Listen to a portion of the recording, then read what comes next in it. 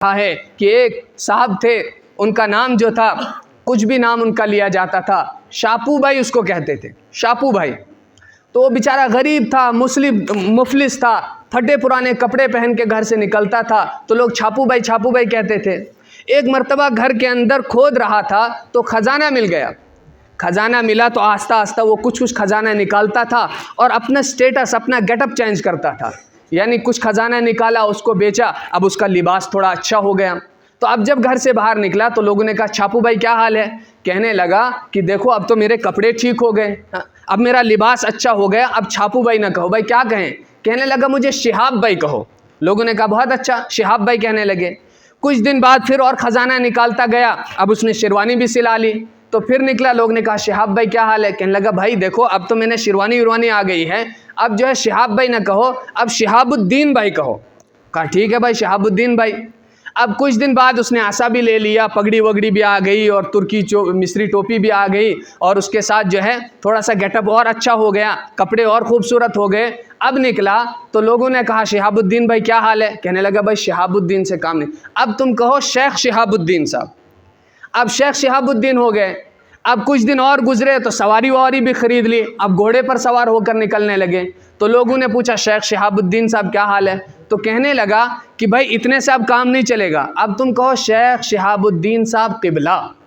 تو اب یہ اتنا لام چھاپو سے کتنا ہو گئے؟ شیخ شہاب الدین صاحب قبلہ، یہاں تک پہنچے۔ اب ادھر چوروں کو بھی، جو ڈاکو ہوتے ہیں ان کی نظر تو جوہلی پہ ہوتی ہے کہ بھائی اس کے پاس اتنا پیسہ آیا کہاں سے؟ تو یہ بھی چھان بین میں لگ گئے تو پتہ چلا گھر کے اندر خزانہ ہے۔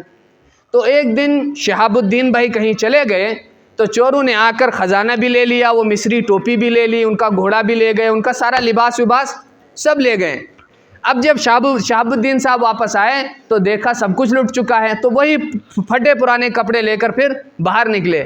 تو لوگوں نے پوچھا شیخ شہاب الدین صاحب قبلہ کیا حال ہے؟ کہنے لگے نہ شیخ رہا، نہ شہاب الدین رہا، نہ صاحب رہا، نہ قبلہ رہا، وہی چھاپو کا چھاپو رہا۔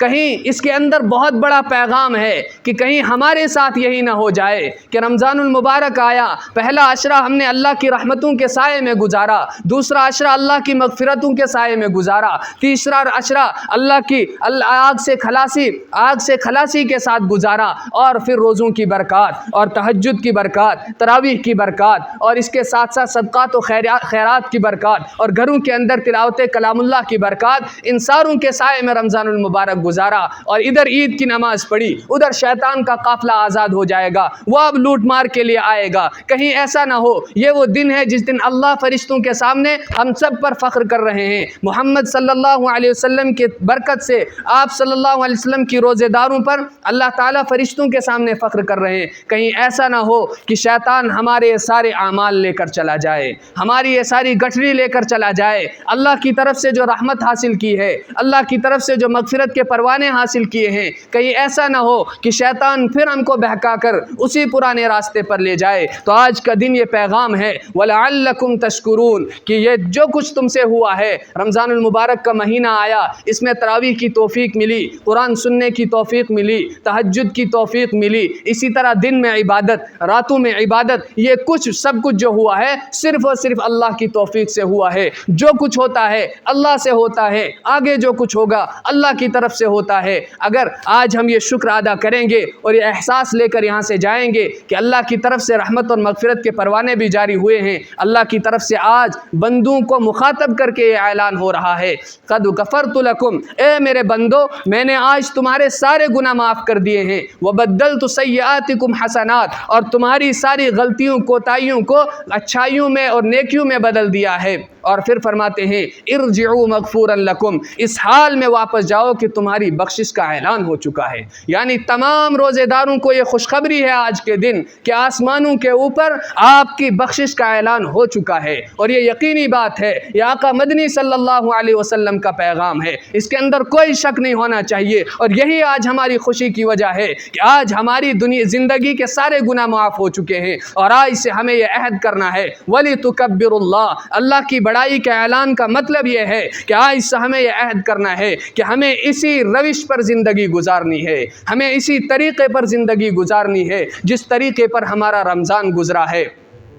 اور ساتھ ساتھ میں ہمیں اس کے ساتھ ساتھ رمضان نے جو پیغام دیا ہے ایک مسلم معاشرے کی، اللہ کے نبی صلی اللہ علیہ وسلم نے فرمایا رمضان مسلم معاشرے کا ایک خاکہ پیش کرتا ہے کہ مسلم معاشرہ کیسا ہوتا ہے، جہاں اذان ہوتی ہے تو پھر کوئی مسلمان مسجد سے باہر نظر نہیں آتا ہے، قرآن کی بات آتی ہے، روزوں کی بات آتی ہے تو روزوں کے اندر حلال اور پاک چیزوں سے جن کی ضرورت انسان کو ہوتی ہے ان سے بھی صرف اللہ کی رضا کے لیے بچتا رہتا ہے۔ تو عام حالات میں اب یہ ہے کہ حرام چیزوں سے اللہ کی رضا کے لیے بچنا ہے۔ جہاں کوئی قرآن کی بات آتی ہے، مسجد کی کوئی بات آتی ہے، اسی طرح غریبوں اور فقیروں کی بات آتی ہے تو مسلمان وہ ہوتا ہے جو بڑھ چڑھ کر ان ساری چیزوں پر لبیک کہتا ہے اور ان سارے تقاضوں کو پورا کرنے کے لیے آگے بڑھتا ہے۔ مسلمان وہ ہوتا ہے جو دین کے تقاضوں میں جس کا مال لگتا ہے، اللہ کے قرآن کو سننے میں جس کا وقت لگتا ہے، اللہ کے قرآن کے پیغام کو پہنچانے میں جس کا وقت لگتا ہے، یہ اصل مسلم معاشرے کی جو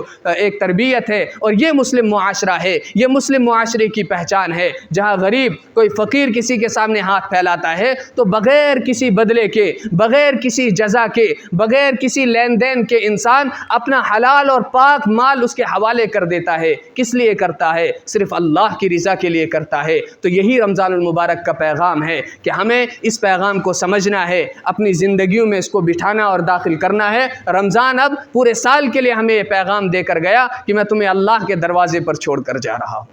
رمضان گزرا، عید الفطر کا ایک پیغام یہ ہے کہ رمضان گیا تم سب کو اللہ کے دربار میں لا کر چھوڑ گیا ہے۔ جب رمضان آئے تو اسی طرح ہم کو اللہ کے گھر میں پائے، اسی طرح ہمارا ربط قرآن کے ساتھ مضبوط پائے۔ یہ قرآن کا پیغام ہے۔ اب رمضان جا رہا ہے، چونکہ یہ آخری لمحات ہیں، رمضان تو گزر گیا لیکن انعام کی بارش ابھی تک جاری ہے، اللہ کی رحمت اور اللہ کا کرم ابھی تک جوش میں ہے اور ابھی تک اللہ کے بندوں کو اللہ کی طرف سے نوازا جا رہا ہے۔ تو رمضان ہم سب کو اللہ کے دربار میں سجدے کی حالت میں چھوڑ کر جا رہا ہے۔ یہ جو نماز عید الفطر ہے واجب نماز ہے، شکرانے کی نماز ہے کہ اللہ نے جو روزہ عطا فرمایا اس پر شکر گزاری بھی ہے، ساتھ ساتھ یہ بھی ہے کہ روزہ ہم کو اللہ سے ملا کر گیا ہے اور 11 مہینوں تک ہمیں اسی طرح اللہ کے ساتھ اپنے ربط کو مضبوط رکھنے کی کوشش کرنی ہے۔ اللہ رب العزت عمل کی توفیق عطا فرمائے۔ وآخر دعوانا الحمدللہ۔